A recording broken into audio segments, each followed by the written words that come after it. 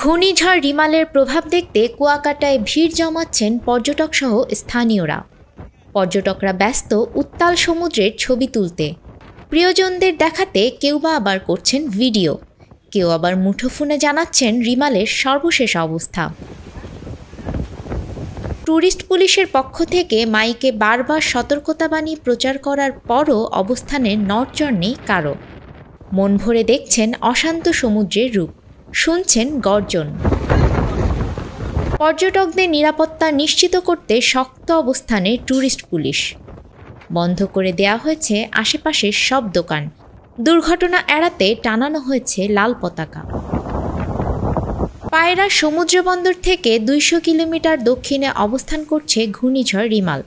এটি আরও উত্তর দিকে অগ্রসর হয়ে সন্ধ্যা বা মধ্যরাত নাগাদ মোংলার কাছ দিয়ে সাগর আইল্যান্ড খেপুপাড়া উপকূল অতিক্রম করতে পারে।